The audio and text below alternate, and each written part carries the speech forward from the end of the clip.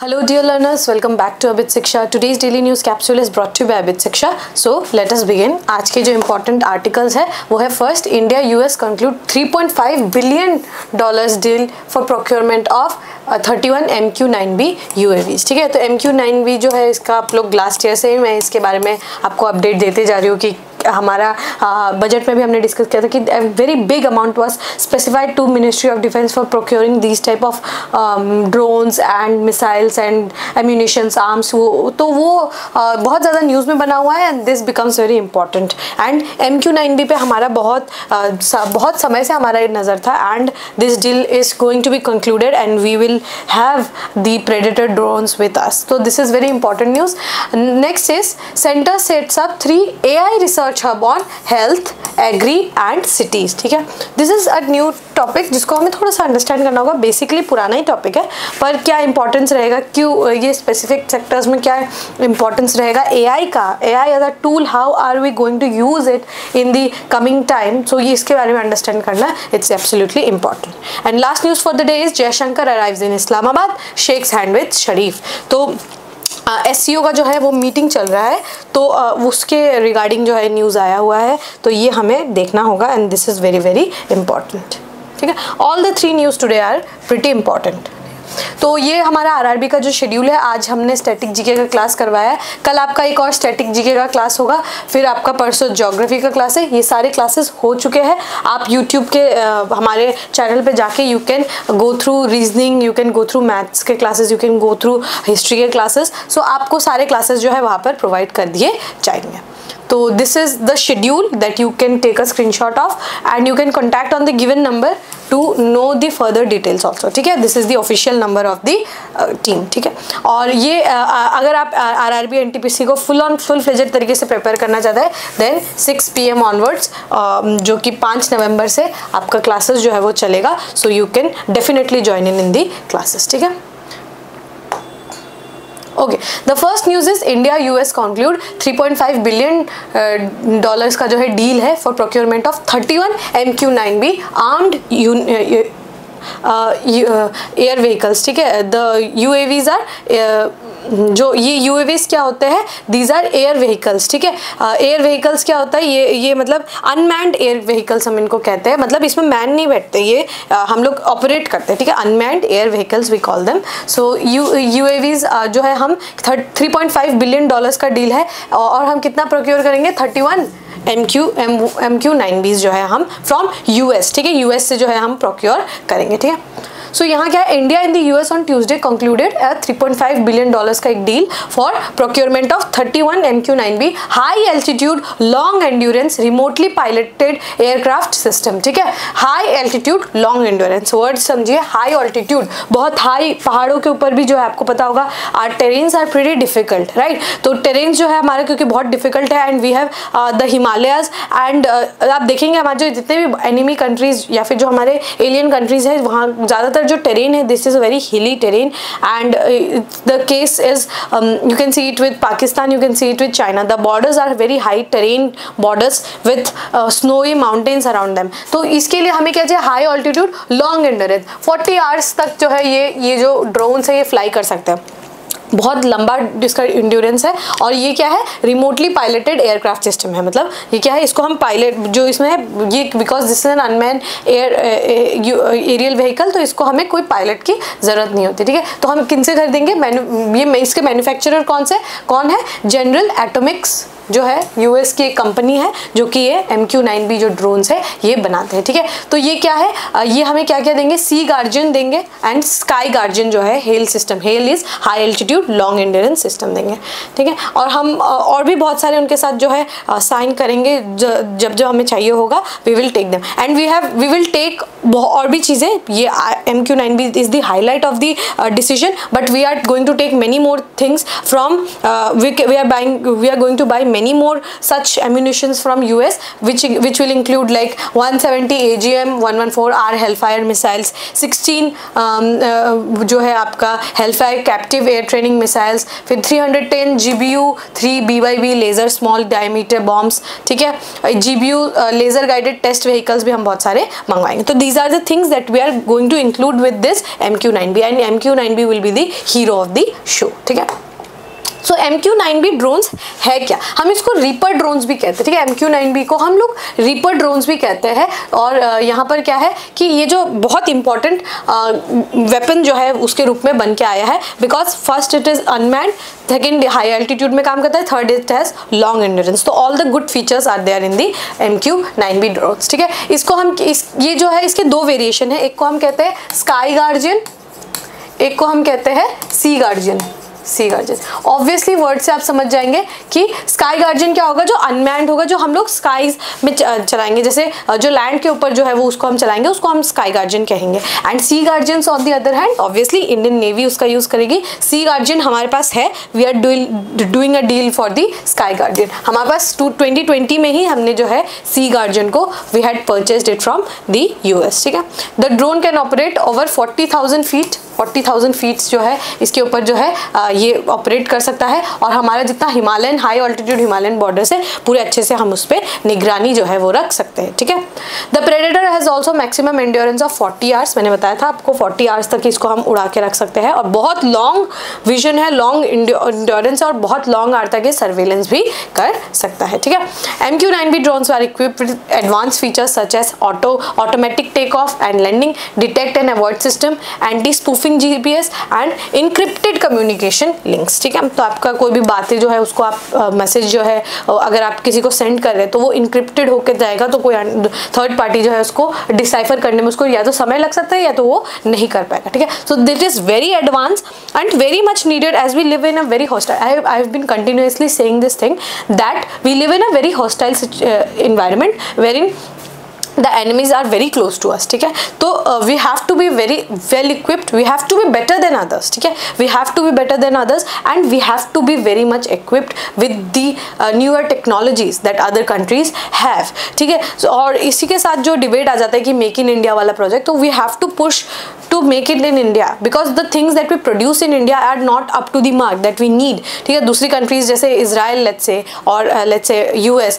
they make the top notch quality things that we need in the daily combat, या फिर जो combat हम करते हैं उसमें हमें वो top notch क्वालिटी का चीज़ चाहिए होता है that we will be able to defend our country. उस वही जो combating वाली चीज़ों से हम defend कर पाएंगे, ऐसे तो हम नहीं कर पाएंगे, right?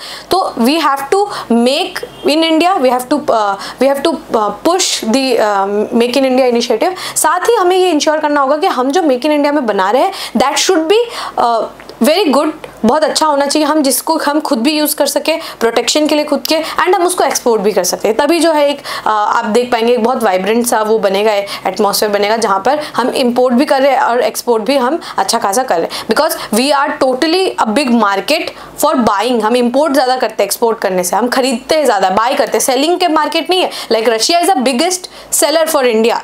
ठीक है. But India is a biggest buyer for Russia. ठीक है. Like this. तो बायर नहीं होना है हमें, सेलर का जो है पोजीशन में भी हमें जाना होगा. ठीक है. So this is the thing MQ-9B drones, Sea Guardian and Sky Guardian. ठीक है. Next is centre sets up 3 AI research hubs on health, agri and cities. ठीक है. तो AI का जो है जिसको हम आर्टिफिशियल इंटेलिजेंस कहते हैं, इसका बहुत सारा यूजेस हो सकता है. तो हम क्या कर रहे हैं, रिसर्च हब बना रहे हैं, सेंटर जो है रिसर्च हब बना रहे हैं इन 3 फील्ड्स, एक हेल्थ, एक एग्रीकल्चर और एक cities.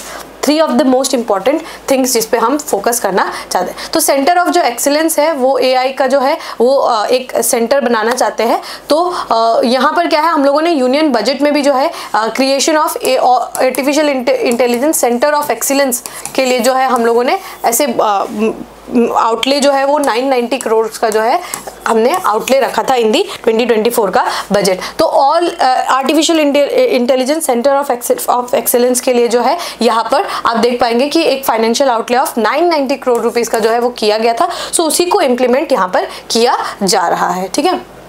The center on Tuesday announced setting up 3 centers of excellence in artificial intelligence in healthcare, agriculture and sustainable cities. This is very important. Agriculture, healthcare and sustainable cities. While in the center of excellence in healthcare will be led by All India Institute of Medical Sciences AIIMS and IIT Delhi, the IIT Ropar Punjab will lead on the agriculture. ठीक है. The IIT Kanpur has been given the charge for developing a COE in sustainable cities. तो ये आप देख पाएंगे कि work has been divided, like healthcare के लिए IIT Delhi and AIIMS Delhi, उसके बाद क्या है एग्रीकल्चर के लिए IIT Ropar that is in Punjab and sustainable cities के लिए IIT Kanpur has been selected. So वो क्या करेंगे, स्टार्टअप्स बनाएंगे and they will make this AI. ठीक है, AI जो है वो बनाएंगे एंड सेंटर ऑफ एक्सीलेंस वो बनेंगे. Now think of it, when we develop a city, let's take an example, बहुत प्रिटी सा एग्जाम्पल एक लेते हैं. An AI when we give a map of a country city, let's say एक कोई भी शहर है उसका हम सिटी AI को जो है हम इंस्ट्रक्शन दे देते हैं कि यहाँ पे इस टाइप पे ये कोऑर्डिनेट्स पे ये बना हुआ है, इस कोऑर्डिनेट्स पे ये लैटिट्यूड पे ये एक पार्क है, इस लैटिट्यूड पे ये एक घर है, यहाँ पर नाली है. तो हमें किस तरीके से इस सिटी को सस्टेनेबल बनाना होगा. Now artificial intelligence being artificial intelligence like human intelligence से काफ़ी ज़्यादा उसके पास कैपेसिटी है to store information. It can produce a very good idea for the people. मतलब वो किस तरीके से हम सस्टेनेबल सिटीज़ का जो है उसको प्रमोट कर सकते हैं, राइट. तो ये आर्टिफिशियल इंटेलिजेंस का एक बहुत अच्छा यूज़ हो सकता है कि हम क्या किस तरीके से शहर को एक सस्टेनेबल सिटी बना रहे हैं. Like we know the cities that we live in, it is very congested city and not very sustainable to be really honest. ठीक है, the drainage system is very poor, roads are not very good, the commutation जो हम जिसको कहते हैं वो that is very poor. So artificial intelligence can help in upgrading those things. हमें entirely नहीं चेंज करना है, we can upgrade it, right. So upgradation में how can we improve the city, like जो एग्जिस्टिंग सिटी है उसको कैसे improve करें, रोडवेज को कैसे इंप्रूव करें, ड्रेनेजेस को कैसे इंप्रूव करें, how can we sustainably make the city wave sustainable city, right. तो ये सारा जो है हमें AI हेल्प करेगा. Similarly with agriculture, what all we can do, right. हम क्या कर सकते हैं, हम एग्रीकल्चर में किस टाइप से एक रेवोल्यूशन ला सकते हैं या फिर किस तरीके से हम काम कर सकते हैं. अगर हमने बता दिया यहाँ की मिट्टी, AI को अगर हमने बता दिया यहाँ की मिट्टी ऐसी ऐसी है, मिट्टी में वो जांच करके बता पाएगा कि इस सीजन में स्पेसिफिकली फार्मर को ये उगाना चाहिए, ये फर्टिलाइजर डालना चाहिए, इसका बेटर प्रोडक्शन होगा, इस साल इस टाइप से होगा. सो और हेल्थ केयर में तो ऑब्वियसली क्या पैंडमिक हो सकता है, क्या सिचुएशन आ सकता है in the upcoming 5 years, upcoming 10 years में क्या प्रॉब्लम आ सकता है, वो सब भी AI आपको कैलकुलेट करके बता सकता है. So it will be very very very helpful for the upcoming future, जहाँ पर हमें एक sustainable city, a very good health care, a very vibrant agriculture हमें चाहिए होगा. And this AI technology will be the lead, the front lead, जो कि हमारे लिए बहुत ज़्यादा हेल्पफुल रहेगा. तो दैट इज़ द थिंग जो कि हमने इसका फाइनेंशियल आउटले भी काफ़ी बड़ा था, 990 CR. ऑलराइट, तो ये आपको समझ में आ गया होगा. ठीक है, यहाँ पर सेम ही बात यहाँ पे की गई है कि how it is going to help and how, मतलब लोगों ने क्या कहा है और मिनिस्टर ऑफ एजुकेशन ने क्या कहा है. तो यहाँ पे सेम ही बात जो है लिखी गई है. It will be helpful for creating a new generation of job and wealth creators. बहुत ये इंपॉर्टेंट है कि ये क्या करेगा, एक न्यू टाइप का जॉब कैटेगरी जो है वो बनाएगा. वेल्थ को हम जो है बहुत न्यू कैटेगरी के वेल्थ क्रिएटर्स जो है इस यहाँ से निकल कर आएंगे. ठीक है, Okay, we can move on to the last news. The last news is Jaishankar arrives in Islamabad, shakes hand with Sharif. तो यहाँ पर आप देखेंगे कि SCO या that is Shanghai Cooperation Organization का जो है मीट हमने बताया था आपको 14th-15th सितंबर को हुआ. ठीक है, तो इससे पहले जो है लास्ट ईयर गोवा में करवाया गया था. गोवा में जो है SCO का मीटिंग था. First time it happened in India. तो यहाँ पर जो है इस बार इस्लामाबाद में हो रहा है. तो इस्लामाबाद में जो है ट्यूसडे को external affairs minister Shri S Jaishankar ji जो है उन्होंने हैंडशेक किया विद मिस्टर शरीफ. एंड यहाँ पर जो है council of head of government का जो है मीटिंग हो रहा है इन आपके इन इस्लामाबाद. तो यहाँ पर जो है यहाँ पर जो ऑनरेबल प्राइम मिनिस्टर है वो भी जाएंगे. और यहाँ पर जितने भी इश्यूज़ है जैसे कि टेररिज्म का, एक्सट्रीमिज़म का, कनेक्टिविटी का, ट्रांजिट इशू का, ये सारा इश्यूज़ जो है हमारे प्राइम मिनिस्टर जो है रेस वो करेंगे, एक्सपेक्टेड है. ठीक है, और यहाँ पर क्या है, this is the first meeting Indian किसी इंडियन इंडियन बड़े डिप्लोमेट या फिर बड़े एक रिप्रेजेंटेटिव का मीटिंग है जो कि इंडियन फॉरेन मिनिस्टर, ठीक है, वो 9 साल के बाद गए, ठीक है। इंडियन फॉरेन मिनिस्टर जो है last I think Sushma Swaraj ji जो थे वो गई थी इस्लामाबाद, अब उसके बाद एस जयशंकर जी जो है ही वेंट टू इस्लामाबाद।